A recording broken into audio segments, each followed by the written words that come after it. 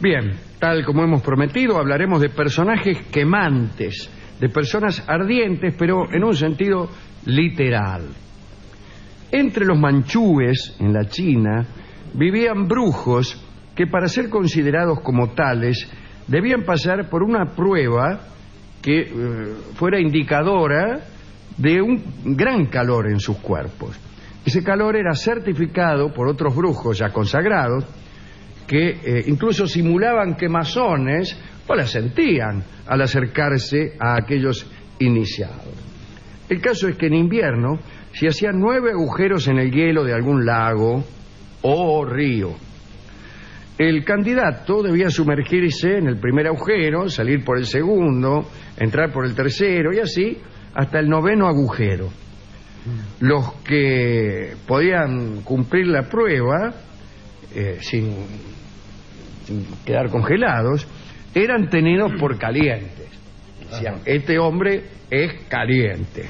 Y ser caliente era sinónimo de poder. El que es caliente es poderoso, conjeturaban los chinos. Pero es un juicio que no solo puede aplicarse a los manchúes, sino a muchos otros pueblos y religiones que también han creído lo mismo. Decían que la fuerza mágica se hacía presente con calores muy intensos. Entre los hindúes, el dios cósmico Prajapati creó el mundo calentándose hasta un grado extremo a través de la ascesis, que no es el mejor método para calentarse.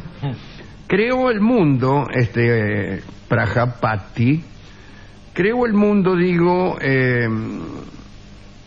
como una exudación mágica producto del calor que sentía. Así que el universo vendría a ser el sudor de Prajapati.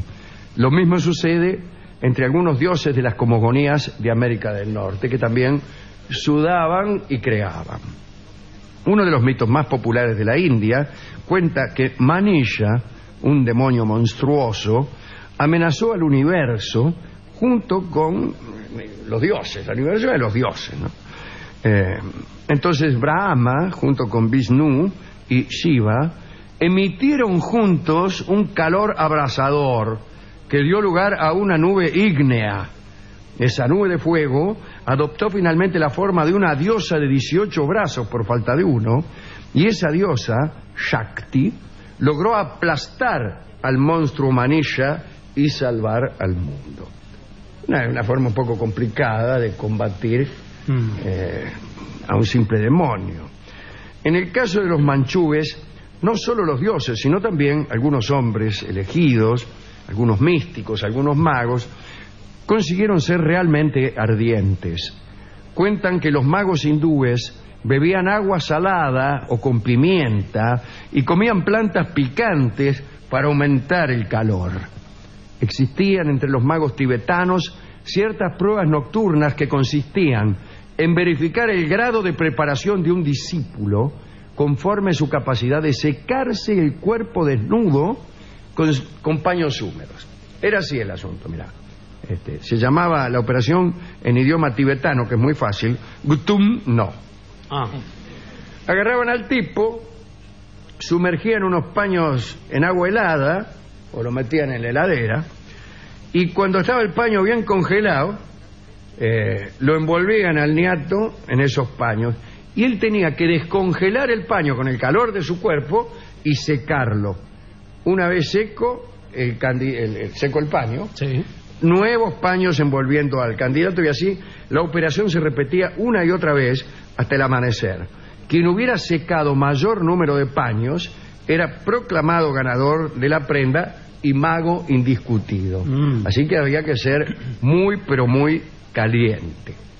Los musulmanes de la India creían que un hombre en comunicación con Dios quemaba.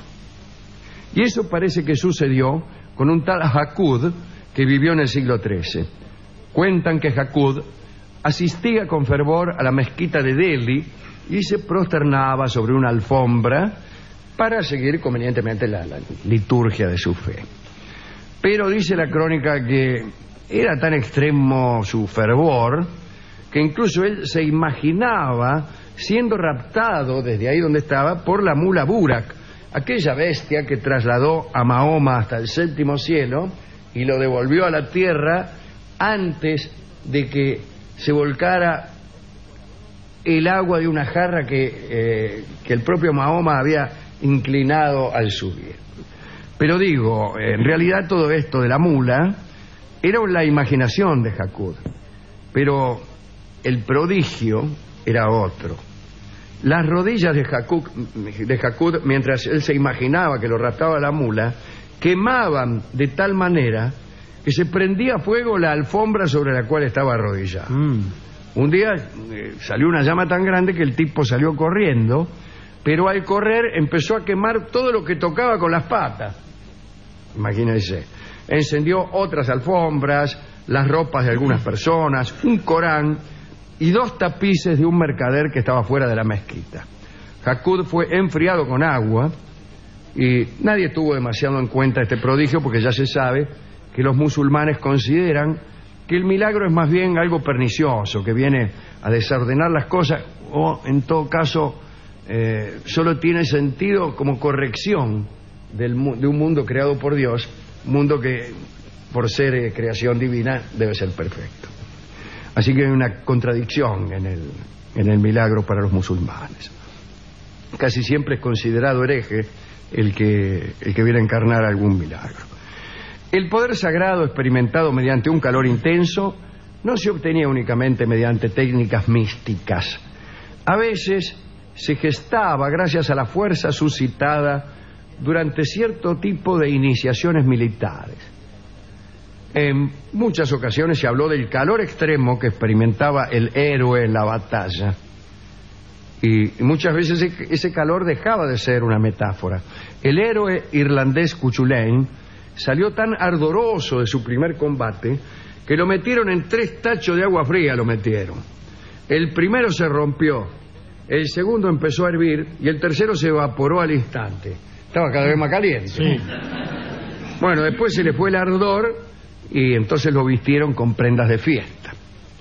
En todos estos mitos no hay otra cosa que el traslado de lo metafórico a lo literal. El ardor en la batalla, el ardor de la fe, el ardor de las convicciones. Bueno, viene a convertirse en un ardor físico, inconmensurable, a través del agua que se evapora, o las escupidas de los amigos que hacen psh, al estrellarse contra la piel del ardoroso, etcétera, etcétera. Yo no quedé muy convencido de estos seres calientes, que a diferencia de los luminosos, de los que hablamos el otro día, no son tan atractivos. Los otros eran, primero, nombrados en mucho mayor número. Eran seres de carne y hueso y no dioses, ni héroes míticos. Así que me resulta difícil creer en las personas calientes, al menos en este sentido. Sí hay gente de manos calientes o de pies calientes, esos que tienen una circulación demasiado buena, y otros tienen que conformarse con algún artilugio artificial para calentarse las patas, como la bolsa de agua caliente, o una botella de sidra, un ladrillo, lo que sea. Hemos ido a la discoteca a que nos dieran un disco caliente. Y el discotecario, después de contarnos que él mismo era una persona caliente, incluso nos obligó a tocarlo en distintos distritos para que observáramos pero está bien, el no calor es necesario. constante y sonante que emergía de aquel cuerpo. ¿Por contacto con la divinidad? No por contacto, no tiene ninguna. Simplemente el contacto lo proponía conmigo para que yo certificara. Me dijo, yo cuando tengo 38,6 es mi temperatura normal, me dijo. Se quedó mirándome mientras hacía que sí con la cabeza. No es la temperatura de ningún ser humano normal. No está bien ese hombre. Tiene fiebre, señor. Y así miraba para todos lados. Y después me dio un disco que se llama Verano Porteño, que me dijo que era bastante caliente. Y sí, a veces más de 38,9. Así que vamos a escuchar la versión que un pianista amigo, Sebastián Yunta, de este tango de Astor Piazzolla que se llama Verano Caliente, y que fue evidentemente Verano Porteño. Verano Caliente no estaría mal tampoco. Sí. Verano Porteño, que fue escrito en homenaje a estos seres que acabamos de mencionar, etcétera.